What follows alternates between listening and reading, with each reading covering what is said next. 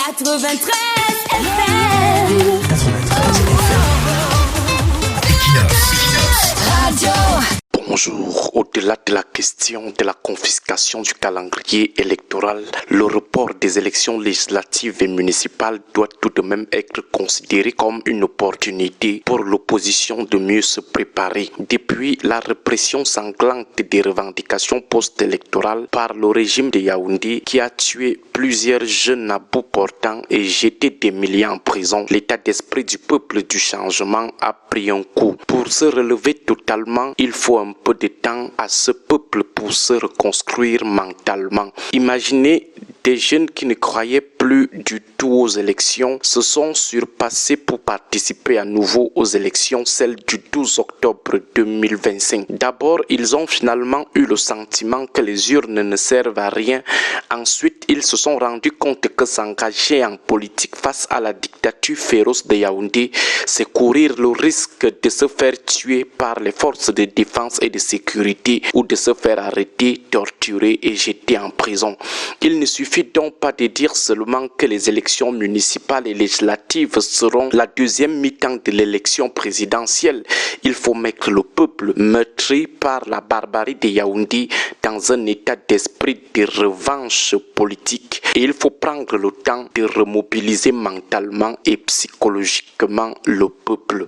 Mettons-nous à la place de cette famille dont un membre a été abattu par l'armée, la police ou la gendarmerie. Pensons-nous que sans un travail de remobilisation politique, cette famille va encore prendre part à une élection si elle n'est pas au départ une famille de sacrifiés politiques? D'ailleurs, combien en compte-t-on aujourd'hui? Cette famille qui a l'un de ses fils qui croupit aujourd'hui en prison, va-t-elle facilement courir le risque de s'engager en politique, sachant que le régime de Yaoundé est désormais sans état d'âme? Il y a un travail à faire. Lorsqu'on parle du peuple du changement, on fait à peine allusion aux militants des partis politiques ou aux engagés de la société civile. On parle plus de ces millions de Camerounais qui sont tranquilles au quartier et attendent calmement le jour du vote ou le jour d'une revendication pour déverser leur rage sur le régime de Paul Biya. Ceux qui ont fait l'élection présidentielle du 12 octobre, ce sont les membres de ce peuple du changement qui ne militent nulle part. C'est seul ce peuple qui pourrait faire des prochaines élections la deuxième mi-temps de l'élection présidentielle. Ce peuple a pris un coup psychologique qu'il faut rapidement remonter. Ce peuple n'est pas sur Facebook. Moins de 5 millions de Camerounais sont d'ailleurs sur Facebook. Ce peuple est dans les 360 communes du Cameroun. Darak, Ilé Alifa, Blangwa, Makari, Molundu, Salapumbe, Tignière, Magno. Ce peuple est dans les 58 départements, pas seulement dans le Fundi ou dans le Vouri. Ce peuple est dans le Logon et Chari, le Mayo Sava, le Mayo Kani, le Mayo Danaï, le Mayo Tchanaga, le Faro et Deo. Ce peuple est dans les 10 régions du Cameroun, pas seulement dans le centre et dans le littoral. Il faut donc pénétrer ce peuple pour mieux lui passer le message de la remontada. L'élection du 12 octobre, sa force a été la surveillance des votes. D'abord, les scrutateurs des plus de 35 000 bureaux de vote, ensuite des Camerounais qui, sans être mandataires d'un parti, ont décidé de se ruer vers les bureaux de vote pour aller assister au dépouillement.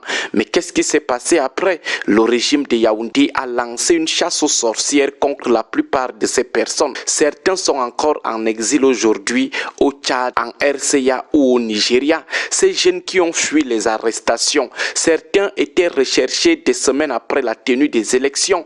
Leur seul crime, c'est d'avoir battu campagne pour un candidat. Leur seul crime, c'est d'avoir été scrutateur. Leur seul crime, c'est d'avoir dit non au tripatouillage pendant les décomptes des voix dans leur bureau de vote. Alors, suite à cette répression, qui parmi ces bénévoles du changement va encore facilement prendre le risque d'être scrutateur? Qui va encore facilement prendre le risque d'aller s'opposer à la fraude lors d'un dépouillement, sachant que même 3 semaines après, Paul Biya va encore envoyer ces gens pour lesquels kidnappés, ceux qui ont observé cette chasse aux sorcières, ceux qui ont perdu les leurs dans cette chasse, ces citoyens non militants, combien auront encore le courage d'aller être scrutateurs? Or, l'élection présidentielle n'a pas le même enjeu que les élections locales, mais qui va leur expliquer cela si sur le terrain, dans les 360 communes, dans les 58 départements, dans les 10 régions, il n'y a pas une campagne massive de sensibilisation pour remonter psychologiquement ces Camerounais avec un nouveau discours qui explique clairement la différence entre les enjeux de l'élection présidentielle et les enjeux des élections locales. Le report donne donc un temps à l'opposition pour vite remonter la pente.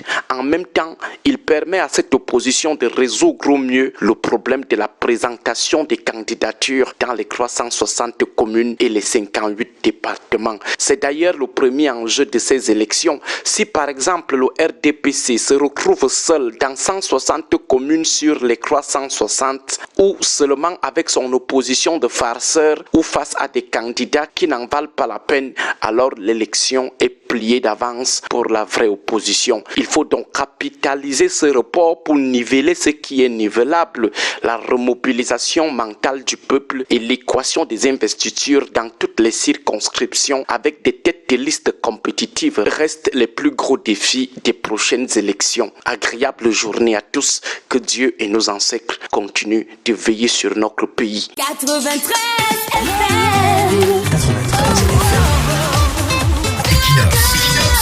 FM.